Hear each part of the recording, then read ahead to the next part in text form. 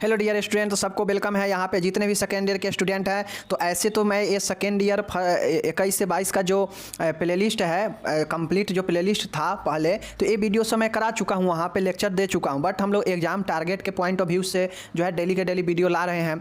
तो ऐसे में जो है वो सारे क्वेश्चन कराएंगे जो हम लोग करा भी चुके हैं या नहीं भी कराए हैं। तो एग्जाम टारगेट में सभी क्वेश्चन जो है आपका आएगा, तो आप लोग पढ़ने का कोशिश कीजिए और ध्यान से पढ़िए ताकि कोई भी क्वेश्चन ना छूटे। और जो है ये सारे के सारे इंपॉर्टेंट क्वेश्चन है आपके एग्जाम के लिए, वो भी लॉन्ग क्वेश्चन में। तो एक बात ध्यान में रखिएगा। तो आज जो हम लेकर आए हैं MSN के ऊपर, MSN 1 के ऊपर लेकर आए हैं। जैसा कि जानते हैं कि इस सप्ताह में जो है MSN 1 चलेगा और चाइल्ड हेल्थ नर्सिंग चलेगा सेकेंड ईयर से। दोनों सब्जेक्ट का जो है अल्टरनेट जो है वीडियो आते रहेगा। तो जो है ये क्वेश्चन जो है बहुत ही टॉप क्लास के क्वेश्चन है, ना जाने कितना बार जो है शॉर्ट से लेकर लॉन्ग क्वेश्चन में पूछ चुका है कि अस्थमा या ब्रोंकियल अस्थमा के बारे में। ठीक है, अस्थमा या इसी को दमा बोलते हैं या ब्रोंकियल अस्थमा, यही जो है सबका आंसर सेम होगा। तो आपको सिर्फ जो है समझ के लिखना है। ठीक है, जब भी ये क्वेश्चन पूछेगा तो आपसे इसका जो है रीजन कॉज पूछेगा, कारण पूछेगा, सिम्टम्स, साइन एंड सिम्टम्स पूछेगा, लक्षण भी पूछेगा, निदान डायग्नोसिस भी इसका पूछ सकता है, जटिलता भी पूछ जाएगा और इसका उपचार भी पूछेगा और साथ में नर्सिंग प्रबंध भी पूछेगा अस्थमा वाले पेशेंट के लिए। यानी टोटल जो है तरीका से जो भी क्वेश्चन बनेगा, चाहे लक्षण पूछ दे, चाहे जटिलता पूछ दे, निदान पूछ दे, कारण पूछ दे, प्रबंध पूछ दे, टोटल को हम लोग देखेंगे।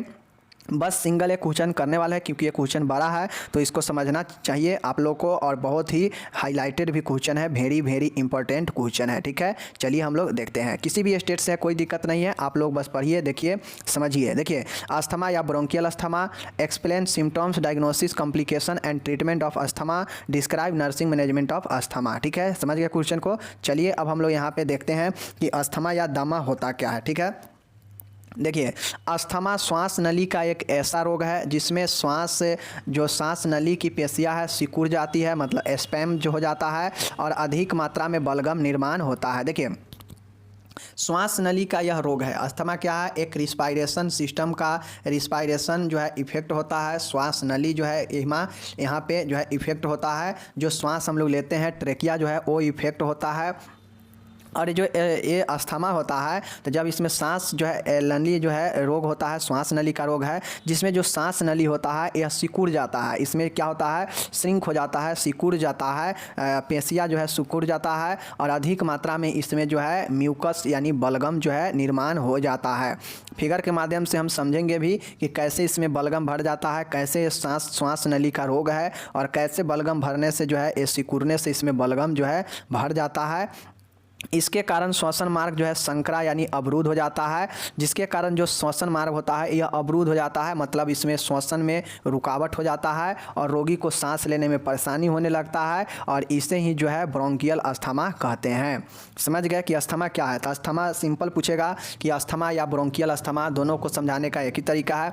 सीधा बताइएगा कि अस्थमा जो है एक श्वास नली का रोग है। रिस्पायरेशन जो ट्यूब है, नली है, ब्रेथ जो नली है, सांस नली है, उसका एक रोग होता है। जो नली होता है सांस का, उसमें जो है क्या होता है? संकरा हो जाता है, मतलब वो सिकुड़ जाता है और उसमें जो है बलगम का अधिक निर्माण होने से क्या होता है? वो भर जाता है। और ये जो श्वास मार्ग होता है जिसमें बलगम भर जाता है, तो उसमें बलगम भरने के कारण यानी म्यूकस भरने के कारण जो है उसमें सांस लेने में अवरुद्ध हो जाता है, रास्ता जो है रुकावट हो जाता है उसका सांस लेने का और रोगी को सांस लेने में परेशानी होने लगता है और यही जो है आपका ब्रोंकियल अस्थमा होता है। तो समझ गए ब्रोंकियल अस्थमा के बारे में। चलिए नेक्स्ट यहाँ पे देखिए, अब मैं यहाँ पे एक चीज़ को आपको क्लियर करता हूँ कि देखिए, ये है आपका क्या है? ये नॉर्मल अस्थमा, ये नॉर्मल पेशेंट का है और ये अस्थमेटिक जो अस्थमा से ग्रसित व्यक्ति है वो इसका दिया गया है। ये क्या है? ये आपका एल्बोली है जहाँ पे वायु कोष्ठक जिसको बोलते हैं, जिसमें वायु भरता है। ये फेफड़ा के अंदर होता है, ये भी फेफड़ा के अंदर होता है, बट ये पिक्चर का वो पार्ट दिखाया गया है कि जहाँ पे इफेक्टेड होता है। अब देखिए, ये एक नॉर्मल ट्यूब है, तो देख सकते हैं ये कितना प्लेन है एकदम, और अंदर भी जो है श्वास नली का ये जो देख सकते हैं जो नली है कितना खाली है और अच्छा है। बट इस वाले में देखिए जो अस्थमैटिक नली है, देख सकते हैं इस पर उभरा है, उभरा हुआ दिख रहा होगा, उभरा हुआ दिख रहा है, मतलब ये क्या है? ये जो है इसमें टाइटनेस हो चुका है बलगम भरने से और ये जो है श्वास के जो नली है इस श्वास लेने में अवरुद्ध कर रहा है, रुकावट कर रहा है और इसमें जो देख रहे हैं यही बलगम है, म्यूकस इसमें भरा जा चुका है, इसमें क्या है म्यूकस भर चुका है, जिसके कारण ये नली टाइट हो चुका है और ये स्मूथ हो चुका है। ये जो है टाइट स्मूथ मसल्स है। तो आपसे पूछेगा कि अस्थमा वाले पेशेंट का जो नली होता है, श्वास नली, वो कैसा होता है, तो टाइट और चिकना होता है, समझ गए। जबकि यह रिलैक्स होता है, यह इसमें कोई टाइट नहीं होता है, जो फ्रेश वाला होता है, ठीक है। ये रिलैक्स स्मूथ मसल्स होता है, ये टाइट होता है, ये स्मूथ रिलैक्स वाला होता है, समझ गए। ये वायु कोष्ठक होता है, जहाँ पे वायु यहाँ पे स्टोर होता है। उससे पहले ही नली में ही ये क्या होता है, बलगम भर जाता है और जिसके कारण म्यूकस भर जाता है, जिसके कारण श्वास लेने में परेशानी होती है और यही जो है आपका अस्थमा कहलाता है, ठीक है। चलिए वो तो था। अब यहाँ पे नॉर्मल फिगर के माध्यम से समझिए। जैसे ये समझिए ट्रेकिया है, श्वास नली है, ये क्या है आपका ट्रेकिया है, ये क्या है आपका ट्रेकिया है, ये ट्रेकिया है। तो ये ट्रेकिया है। अब यहाँ आने के बाद ये ट्रेकिया दो पार्टों में बंट जाता है, इसको हम लोग क्या बोलते हैं, ब्रोंकियल बोलते हैं। क्या चीज़ बोलते हैं, दो पार्ट में जो टूट जाता है इसको हम लोग क्या बोलते हैं, ब्रोंकिया बोलते हैं। और ये जो टूटने के बाद देख सकते हैं एक इधर आया है, एक इधर आया है, एक इधर आया है, मतलब ये जो ब्रोंकिया होता है टूटने के बाद जब फेफड़ा में प्रवेश करता है, एक इधर और एक इधर, तो ये दोनों जो है इधर अपने अपने फेफड़ा में प्रवेश करता है। तो फिर ये जो ब्रोंकिया है, ये ब्रोंकियस में क्या होता है, अलग अलग डिवाइड हो जाता है नली में, और सभी नली में जो है वायु कोष्ठक लगा होता है, जिसमें वायु जो है सांस लेने पर स्टोर होता है उस एल्वोली में। तो ये जो है आपका होता है, ठीक है। जैसे देख सकते हैं कि एक इधर आ गया है, एक इधर आया और फिर एक में से इधर आ गया, इधर आ गया है, इधर आ गया है, देख रहे हैं ना। मतलब एक में से अनेकों निकला है और सब में जो है वायु क्या होता है, पास करता है और एल्वोली में जाता है। तो ये जो नली है ब्रोंकिया वाला, ये जो ब्रोंकिया डिवाइड हुआ है, तो ये नली में ही क्या होता है, पर्दा हो जाता है, यहीं पे बलगम भर जाता है और आदमी को म्यूकस भर जाता है, जिसके कारण श्वास लेने में परेशानियां होता है। चूँकि ये भरा हुआ है तो एयर जो हम श्वास लेंगे अंदर एल्वोली में जाएगा ही नहीं जाएगा, और नहीं जाएगा मतलब ऑक्सीजन का अभाव हो जाएगा, क्योंकि फ्रेश वायु जो ऑक्सीजन लेंगे वो एल्वोली में जाएगा ही नहीं। अब एल्वोली में जब वायु नहीं जाएगा तो ऑक्सीजन का कमी होगा, सांस लेने में परेशानी हो जाएगा। तो यही जो है आपका श्वसन मार्ग में परेशानी उत्पन्न हो जाता है और यही जो है ब्रोंकिया कहलाता है, समझ गए। जैसे स्पष्ट रूप से देख भी सकते हैं कि ये जो ब्रोंकिया है, ये जो ब्रोंकिया यहाँ पे देख सकते हैं, ये जो है आपका इफेक्टेड है और ये नॉन इफेक्टेड है, मतलब ये नॉर्मल है। नॉर्मल है तो देख सकते हैं कितना ये बीच का भाग खाली है, मतलब जो नली है फ्रेश है श्वास लेने के लिए। बट ये देखिए यहाँ पे भरा हुआ है, तो जो श्वास होगा बिल्कुल परेशानी होगा श्वास लेने में। तो यही जो है आपका क्या होता है, ये ब्रोंकियल अस्थमा होता है, मतलब ब्रोंकिया में जो है बलगम अधिक भर जाना, समझ गए। चलिए अब इसका हम लोग कॉज देखते हैं, कारण देखते हैं कि इसका क्या क्या कारण हो सकता है अस्थमा होने का, मतलब ब्रोंकियल अस्थमा या अस्थमा होने का। पारिवारिक इतिवृत्ति, मतलब पारिवारिक इतिहास इसका कारण हो सकता है। एलर्जिक प्रतिक्रिया, कोई ऐसे चीज़ों से एलर्जी जैसे गंध, पेड़ पौधे, घास, धूल मिट्टी आदि चीज़ों से जो है हो सकता है एलर्जी हो सकता है, और ये जो है आपके श्वास के थ्रू अंदर जाए और फिर जो है आपके ट्रेकिया जो ब्रोंकिया है उसमें परेशानी डाले, तो ये एलर्जी हो सकता है, ठीक है।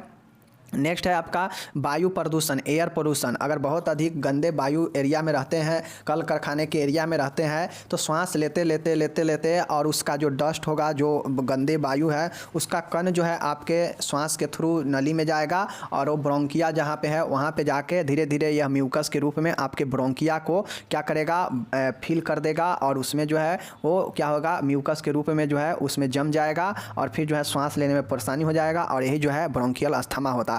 तो एयर प्रदूषण भी कारण होता है। बहुत ज़्यादा तनाव लेने से भी जो है ये आपका हो सकता है, ये सब कारण बनता है, ठीक है। अत्यधिक अगर स्मोकिंग कर रहे हैं, धूम्रपान, तो जो है सिगरेट ये सब, तो उसके कारण भी हो सकता है। तापमान परिवर्तन, चेंजेज इन टेम्परेचर में अगर कोई चेंजेज होगा उसके कारण भी हो सकता है आपके अंदर अस्थमा। कुछ दवाइयाँ जैसे एस्पिरिन, बेटा ब्लॉकर्स आदि, कुछ दवाइयाँ के वजह से भी जो है आपको जो ब्रोंकिया है उसमें क्षतिग्रस्त आ सकता है। वायरल श्वसन मार्गीय संक्रमण जैसे जुकाम, राइनिटिस आदि, कुछ ऐसे संक्रमण जो श्वसन मार्ग को संक्रमण करता हो जैसे जुकाम या राइनिटिस, इसमें जो है आपके श्वसन मार्ग को संक्रमण करेगा तो आपको प्रॉब्लम हो सकता है अस्थमा का, ठीक है। 9वां है कुछ व्यवसाय जैसे रुई धुनना, पत्थर का काम, खदान में काम करना आदि, ये सब जो है कारण बन सकता है, क्योंकि ये सब में होता यह है कि इस सब व्यवसाय में जो रुई धुनना होता है इसमें से भी डस्ट निकलता है। पत्थर के काम में जब पत्थर को फोड़ा जाता है, तोड़ा जाता है, तो वहाँ से भी डस्ट निकलता है। तो ये सब डस्ट आपके श्वसन मार्ग को प्रभावित करता है और जाकर ब्रोंकिया को इफेक्ट करेगा, ठीक है। तो हम लोग देखे हैं कि क्या क्या देखे हैं, हम लोग यही देखे हैं कि कुछ ऐसे खदान जहाँ पे रुई पत्थर काटना ये सब के खदान से भी कारण हो सकता है काम करने से। वायरल श्वसन मार्गीय कोई इन्फेक्शन जैसे राइनिटिस और जुकाम वगैरह जो है इसका कारण हो सकता है। कुछ दवाइयाँ लेने जैसे एस्पिरिन और बीटा ब्लॉकर्स के लेने से जो है आपके प्रॉब्लम हो सकता है श्वास नली में। तापमान परिवर्तन मतलब टेम्परेचर चेंज होने से भी प्रॉब्लम हो सकता है। धूम्रपान करने से, तनाव में रहने से, उसके बाद हो जाएगा वायु प्रदूषण होने से, एलर्जी होने से या वायु प्रदूषण होने से, पारिवारिक इतिवृत्ति, ये सब जो है तमाम तरीका के कारण है जो आपके फेफड़े आपके श्वास नली को प्रभावित करेगा और फिर ब्रोंकियल अस्थमा या अस्थमा हो सकता है। ठीक है, समझ गए, कारण तो समझ गए। अब चलिए हम लोग देखते हैं सिम्टम्स, साइन एंड सिम्टम कि किसी पेशेंट को अगर अस्थमा होता है तो जो है दमा होता है तो उसमें क्या क्या लक्षण दिखाई देता है। तो ये खुद से भी लिख सकते हैं कि सबसे पहले क्या चीज़ होगा तो डिस्पोनिया हो जाएगा। क्या चीज़ हो जाएगा? साइपोनिया। देखिए क्या चीज़ होगा? डिपनोइया हो जाएगा, एस साइलेंट है, डिपनोइया हो जाएगा, सांस लेने में परेशानी हो जाएगा, डिपनोइया हो जाएगा। ध्यान रखिएगा, ये वर्ड मीनिंग ध्यान रखिएगा। सीना कड़ा होना मतलब जो चेस्ट है उसमें टाइटनेस आ जाएगा क्योंकि ब्रोंकिया जो है उसमें टाइटनेस आ जाता है। ठीक है, नेक्स्ट यहाँ पे देखिए कि सांस लेने में आवाज़ आना मतलब जब सांस लेंगे तो उसमें जो है घर घर की आवाज़ आएगा मतलब विज साउंड आएगा, विजिंग साउंड आएगा। उसके बाद है सांस तेज चलेगा मतलब टाइकोपोनिया, टेकीपोनिया, सांस जो है तेज चलेगा। ठीक है, धड़कन बढ़ जाएगा। सांस तेज क्यों चलेगा? क्योंकि श्वसन जो है वो श्वसन लेने में परेशानी हो जाएगा तो जो है जल्दी जल्दी लोग सांस लेने लगेगा, तो यही है सांस तेज हो जाएगा। ठीक है, धड़कन बढ़ जाएगा, टेकीकार्डिया होगा और बेचैनी होगा। सांस बाहर छोड़ने में अधिक समय लगेगा। प्रोलॉन्गेड एक्सपायरेशन मतलब जो सांस बाहर छोड़ेंगे उसमें जो है समय लगेगा। पसीना आएगा, गाढ़ा बलगम आदि जो है ये सब आपका हो सकता है सांस मतलब अस्थमा वाले पेशेंट का। अस्थमा वाले पेशेंट का क्या हो सकता है? खांसी हो सकता है, सांस लेने में परेशानी हो सकता है, बेचैनी हो सकता है, जो चेस्ट है वो टाइटनेस हो जाएगा, पसीना आएगा, जो धड़कन है वो धड़कन है क्या हो जाएगा? बढ़ जाएगा, बेचैनी हो जाएगा। उसके बाद सांस तेज चलने लगेगा, सांस में आवाज़ आने लगेगा मीन्स वीजिंग साउंड होगा। उसके बाद है सीना कड़ा हो जाएगा और सांस लेने में परेशानी मतलब डिपनोइया हो जाएगा। तो ये सब जो है लक्षण दिखाई देता है अस्थमा वाले पेशेंट का। अगर आपके आसपास में कोई अस्थमा वाले पेशेंट होंगे तो आपको पता भी होगा। चलिए ठीक है, अब हम लोग यहाँ पे क्या चीज़ देखेंगे? निदान देखते हैं, डायग्नोसिस देखते हैं कि किसी अस्थमा वाले पेशेंट को जो है क्या क्या जो है डायग्नोसिस उसका हो सकता है। ठीक है, चलिए देखते हैं। सबसे पहले चीज़ें है कि हिस्ट्री टेकिंग मतलब उसका इतिहास लिया जाएगा कि घर में कोई प्रॉब्लम, घर में कोई जो है पहले इस बीमारी से पीड़ित था या क्या था, तो उसका हिस्ट्री टेकिंग लेंगे, इतिवृत्ति में लेंगे। शारीरिक परीक्षण फिजिकल एग्जामिनेशन किया जाएगा कि व्यक्ति किस कंडीशन में है। नेक्स्ट है कि चेस्ट जो होता है उसका एक्सरे किया जाएगा ताकि जो है लंग्स कितना ज़्यादा इफेक्टेड है इससे पता चल पाएगा। पीएफटी होगा, पल्मोनरी फंक्शन टेस्ट होता है जो कि आपको बताता है कि जो है आपका पल्मोनरी कितना सही है या खराब है। एबीजी टेस्ट होगा, आर्टीरियल ब्लड गैसेज होगा मतलब पल्मोनरी और आर्टीरियल दोनों का होता है टेस्ट। पल्मोनरी का फंक्शन टेस्ट होगा कि पल्मोनरी सही से काम कर रहा है या नहीं, और आर्टीरियल ब्लड गैसेज मतलब एबीजी का आर्टीरियल ब्लड गैसेज का जो है डायग्नोसिस किया जाता है। ब्रोंको एस्कोपी किया जाता है, जो ब्रोंकिया होता है उसका एस्कोपी किया जाता है, इसे ब्रोंकियो एस्कोपी बोलते हैं।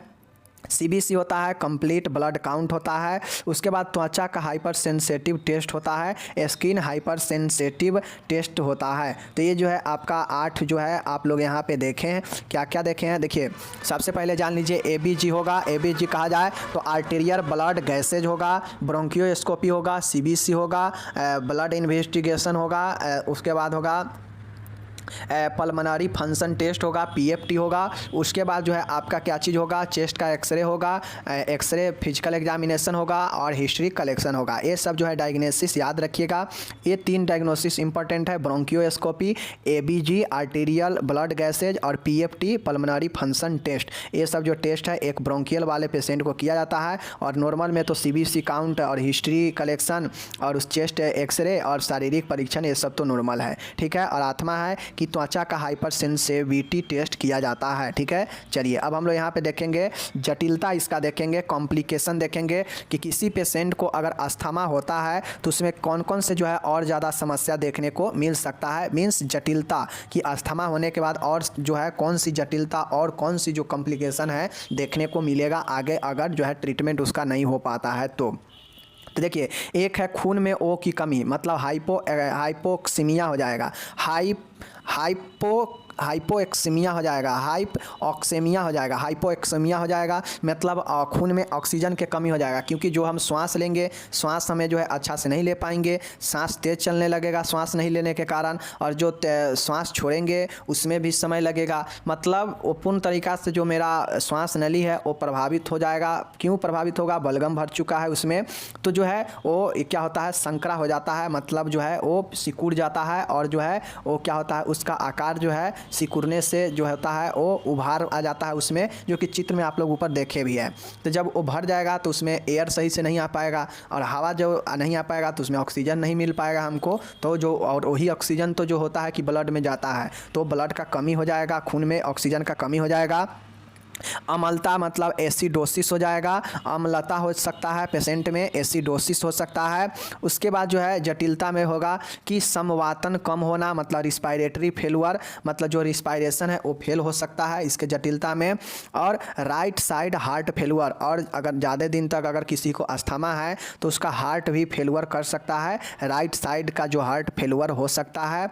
और जो है वक्ष में हवा भरना, मतलब न्यूमोथोरैक्स, मतलब जो वक्ष है उसमें जो है हवा भर जाएगा, क्योंकि वो हवा शरीर में नहीं जा रहा है, एल्बोली में नहीं जा रहा है तो कहीं और चला जाएगा, तो जो है वक्ष में हवा भरने लगेगा, और लास्ट में जो है मृत्यु भी हो सकता है पेशेंट को। तो ये सब जटिलता है। क्या चीज़ का जटिलता है कि न्यूमोथोरैक्स, मतलब थोरैक्स में जो है थोरेसिक कैविटी में जो है आपका एयर भरने लगेगा, और जो है डेथ भी हो सकता है जटिलता में। उसके बाद जो राइट साइड का जो हार्ट है वो फेलुअर हो सकता है, और रिस्पायरेटरी फेलुअर हो सकता है, मतलब समवातन कम होगा ना, मतलब जो हवा लेंगे बाहर से वो क्या हो जाएगा, कम हो जाएगा। अम्लता हो सकता है, शरीर में बढ़ जाएगा, और खून में ऑक्सीजन का कमी, मतलब हाइपोएक्सेमिया हो जाएगा। तो ये सब जो है आपका लक्षण कष्ट दिखाई देगा कब, जब अस्थमा वाले पेशेंट का जटिलता होगा तब।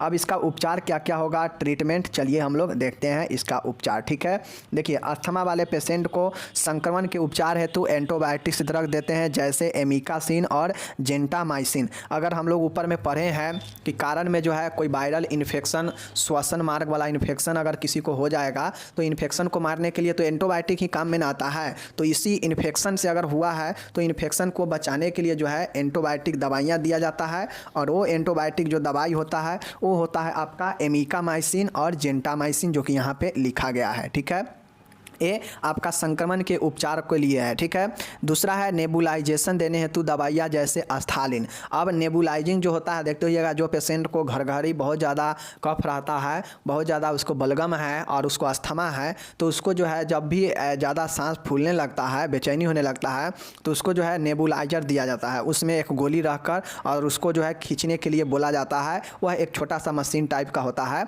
और उसमें दवाई ला के वो खींचता है, एयर लेता है, जिससे पेशेंट को राहत मिलता है। तो उसमें अस्थालिन होता है दवाइयाँ, जो रहकर नेबुलाइजर में नेबुलाइजेशन किया जाता है। समझ रहे हैं ना? चलिए, तीसरा है कि कॉर्टिकोस्टेरॉइड, क्या चीज़, कॉर्टिकोस्टेरॉइड।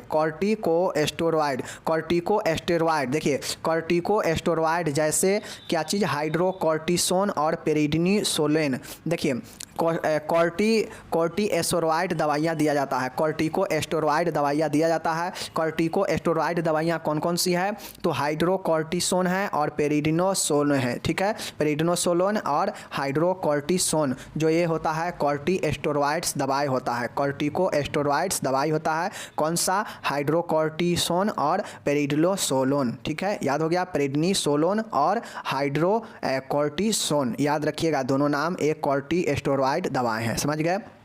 चौथा है ब्रोंकोडाइलेटर जैसे एमिनोफाइलिन और थियोफाइलिन। ये होता है ब्रोंकोडाइलेटर होता है, जो ब्रोंकियल होता है उसको क्या करता है, आपको राहत पहुंचाता है। ये एमिनोफाइलिन और थियोफाइलिन, ये दोनों दवाएं। ठीक है, पांचवा है एंटी एलर्जिक दवाइयाँ, एंटी कोलिनर्जिक दवाइयाँ, एंटी कोलिनर्जिक दवाइयाँ दिया जाता है, जैसे इप्रोटिपियम ब्रोमाइड। क्या चीज़? ये जो है आपका एलर्जी से बचाता है। अगर एलर्जी के कारण अस्थमा हुआ है तो जो है एंटी कोलिन एनर्जिक दवाइयाँ दिया जाता है। कौन सी दवाइयाँ? एंटी कोलिन एनर्जिक दवाइयाँ, एंटी कोलिनर्जिक दवाइयाँ, एंटी कोलिनर्जिक दवाइयाँ जैसे इप्ट्रोपियम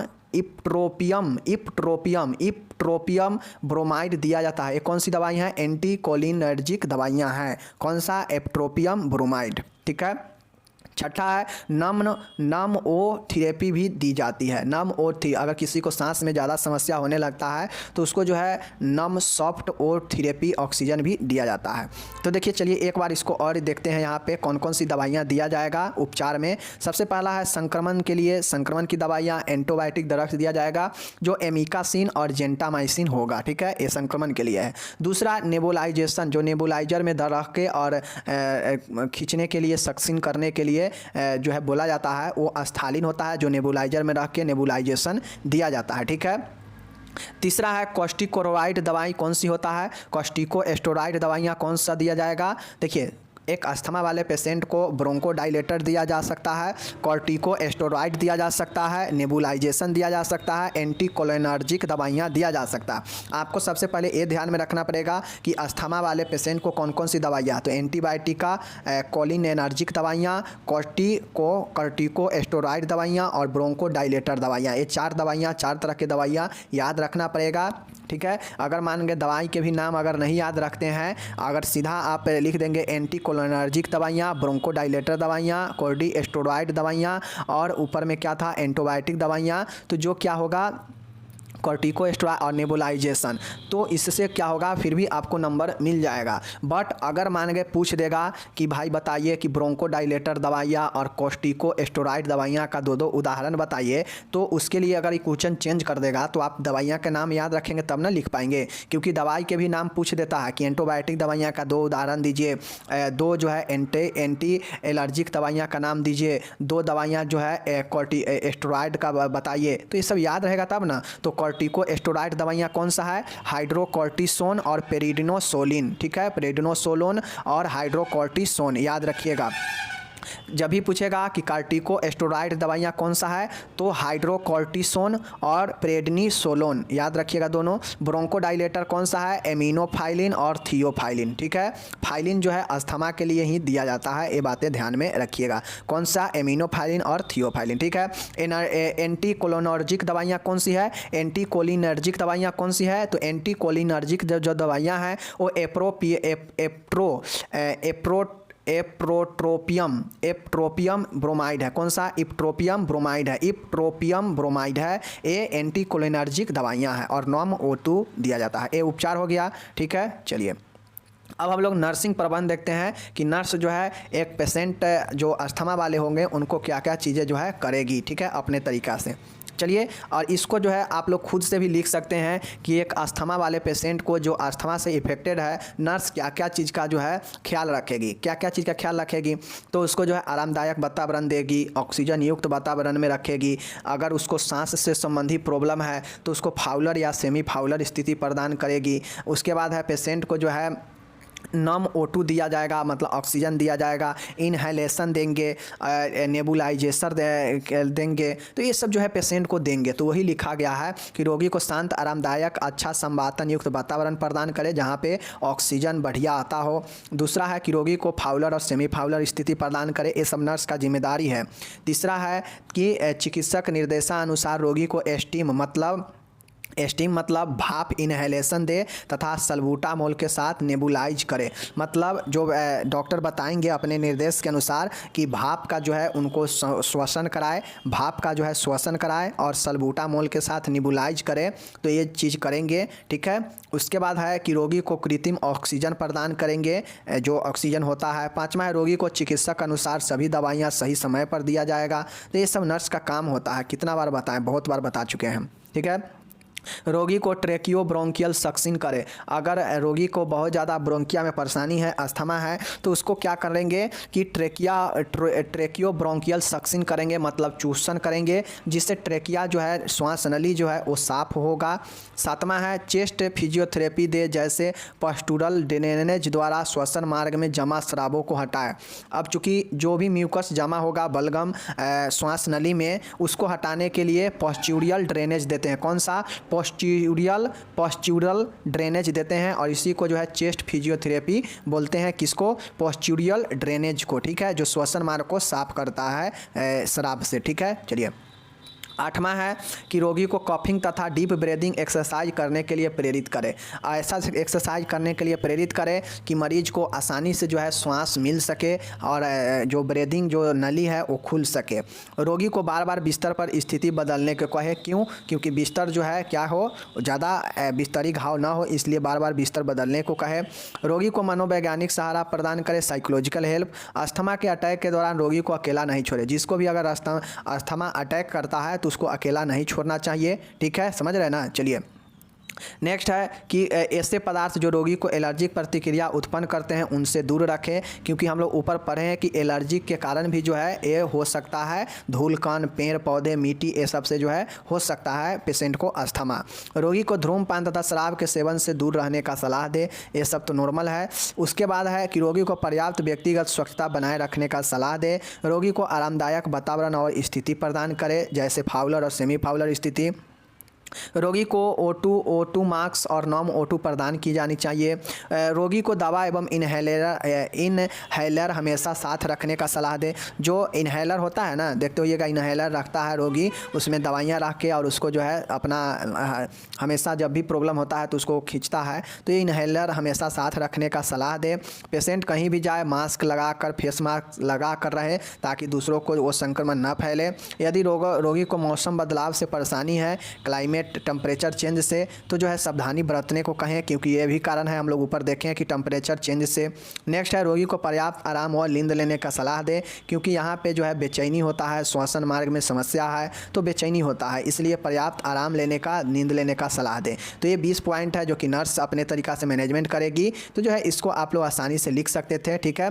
बाकी हम लोग बहुत अच्छे से जो है ब्रोंकियल अस्थमा या अस्थमा को कंप्लीट कर लिए हैं। एग्ज़ाम में पूछेगा तो उम्मीद है आप धुआं छोड़ा देंगे। तो जो है ये एग्ज़ाम में लगभग आपको कितना होगा, 4 से 5 पेज में अगर आप लिखेंगे तो 3 से 4 पेज का एक क्वेश्चन है और आपको 10 नंबर आराम से मिल जाएगा, ठीक है। चलिए मिलते हैं अगले वीडियो में, तब तक टेक केयर, बाय बाय, धन्यवाद।